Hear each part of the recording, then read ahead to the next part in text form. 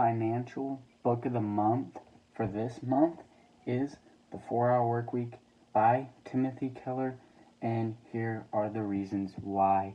Now, I recently dove back into this book. I read it kind of a long time ago, just like the first part. I never really got all the way through it because I got Rich Dad Poor Dad and I really wanted to read it.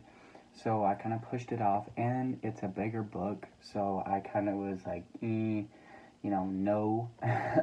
But I pushed it off. I was like, whatever, don't want to do it. But this is kind of me regretting that because I read the book and I absolutely loved it. Oh my goodness.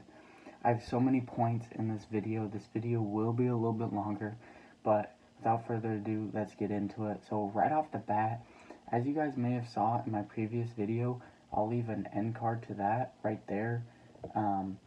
If you guys want to go check out that playlist, the 20-80 rule, and it's kind of his rule for being super productive and getting the max amount of results. It's about focusing on 20% of the things that you do that actually give you results and getting rid of the 80% so that you're just focused on what brings you results.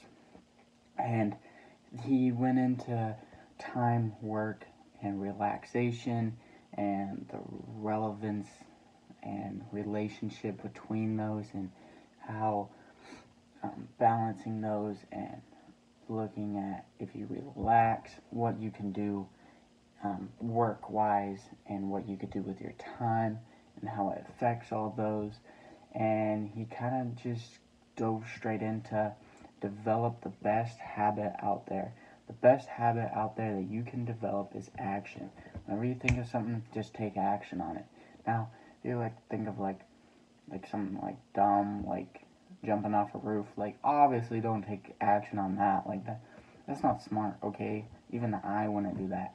So kind of just more of like action. Like a lot of people will get things set up for a business and they'll write down a whole business plan, and then they'll write down all the steps that they're going to do, and then they're going to write down all this, and they're going to write down when they start. You just need to start. Just start. Or if they wait till they get the certain things for it, or this, just go. Just take action and just go. You don't got time to be messing around with all that. And that's why I really like that book. So, moving into the next one, productive versus busy.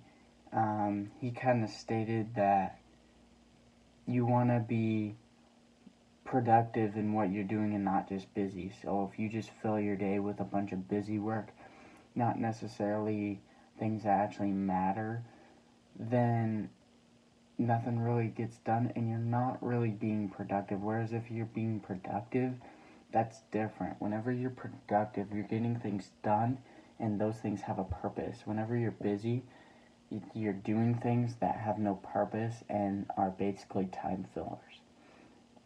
And then automate the things that bog you down the most. So whatever takes the longest to do, or whatever kind of slows everything down, or whatever takes the most time, whatever takes the most, or is just not even important, automating that task and getting it out of the way will help you push your strengths and leverage your business to the next level, or whatever you're doing.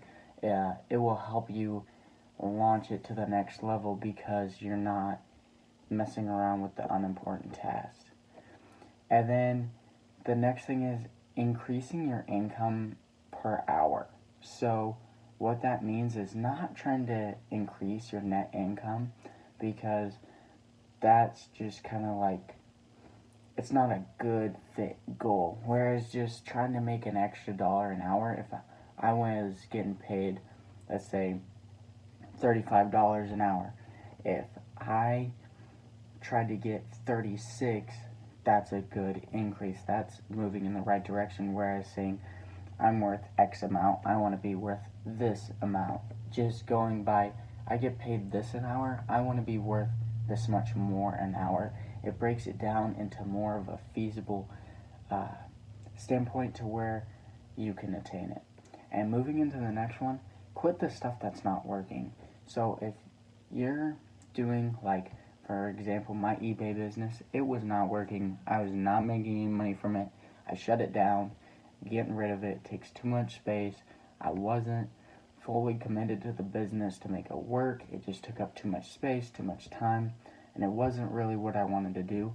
So I shut that down because I wasn't going to keep on doing it where I have two businesses that are doing extremely well for me. Why would I mess around with eBay and flipping items?